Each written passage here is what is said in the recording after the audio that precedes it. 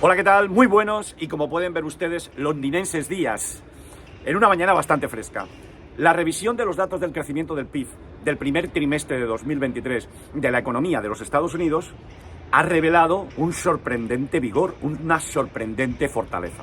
Esta es la razón por la que los futuros sobre fondos federales han estimado que el pico máximo del tipo de interés de los fondos federales llegue al 5,43 allá por octubre de este año, desplazándose el pico de julio a octubre. Y luego ven ustedes como desde octubre empiezan a descontar recortes de tipo de interés. Hay un hecho que a mí me ha llamado mucho la atención y es el siguiente. Ustedes saben que para medir la actividad económica de un país nos fijamos generalmente en el crecimiento del PIB. Pero ahora bien, la actividad económica del país se puede medir desde distintos frentes, desde distintos aspectos. Podemos mirarla desde el punto de vista de los bienes y de los servicios que ha producido una economía. Pero también podemos verla desde el punto de vista de la retribución de los factores productivos. Por ejemplo, la retribución a los trabajadores, los salarios, el beneficio obtenido por las empresas, etc. Lo lógico es que si la actividad económica crece, el PIB y la renta nacional, que es el equivalente a la retribución de los factores que han contribuido a la producción de los bienes y servicios, debería aumentar en la misma medida. Tal y como pueden ver ustedes en este gráfico, la línea azul representa el PIB, ¿de acuerdo? Mientras que la línea naranja representa el crecimiento de la renta nacional. Ven ustedes que hay una divergencia. Si tenemos en cuenta el crecimiento del PIB de los Estados Unidos en los dos primeros trimestres de 2023, es del 2,3%. positivo, mientras que el crecimiento de la renta nacional es negativo, del 2,6%.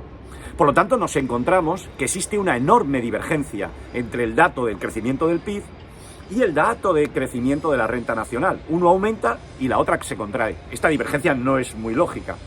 Y de hecho, esta divergencia no se ha producido desde los últimos 20 años. Ustedes saben perfectamente que el PIB es un indicador retrasado de actividad económica. Nos está diciendo lo que ha pasado en el primer trimestre de 2023. Y estamos en la tercera revisión del dato.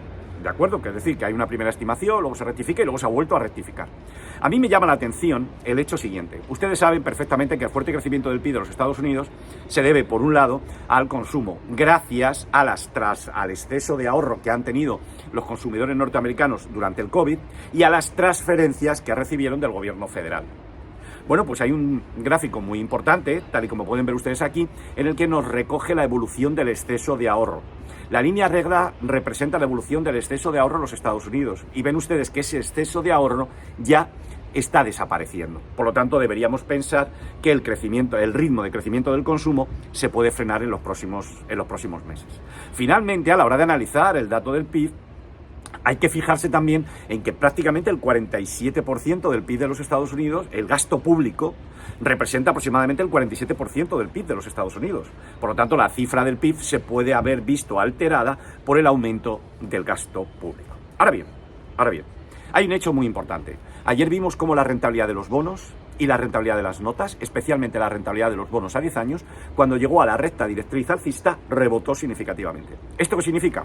Bueno, significa que nosotros, como especuladores de bien, aún no ha llegado el momento de comprar bonos. Hasta que esa recta directriz alcista sea perforada, es decir, hasta que sean perforados los mínimos de ayer o los mínimos de esta semana, no tendremos una señal de compra de bonos y de inicio de una posible recesión.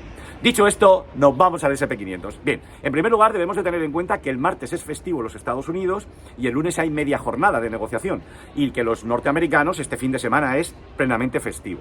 Por lo tanto, esto va a alterar la negociación.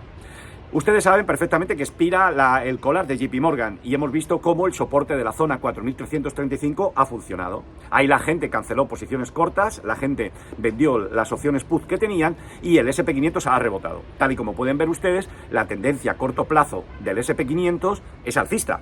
Sí, sube muy lentamente. Es una tendencia alcista que no presenta una gran fuerza, tal y como pueden ver ustedes en este gráfico intradiario. Pero ahora bien, ven ustedes que apunta a la resistencia de la zona 4.420. Nosotros hemos redibujado las zonas de soporte en función de los movimientos de estos últimos días.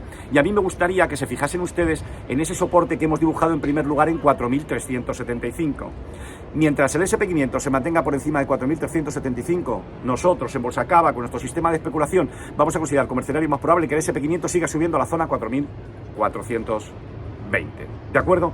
Y solo nos plantearíamos la posibilidad de abrir posiciones cortas si se perforasen ese soporte segundo que hemos dibujado de la zona 4.356, que está levemente lógico por debajo de 4.375. Ahí se lo dejo y que pase buen día. Ah, y por cierto, mañana sábado vamos a tratar de probar, primero, cómo China está colaborando con Estados Unidos. Y en segundo lugar, vamos a probar cómo las instituciones europeas son un verdadero desastre. Un verdadero desastre. Bueno, ahí se lo dejo y que pase buen día.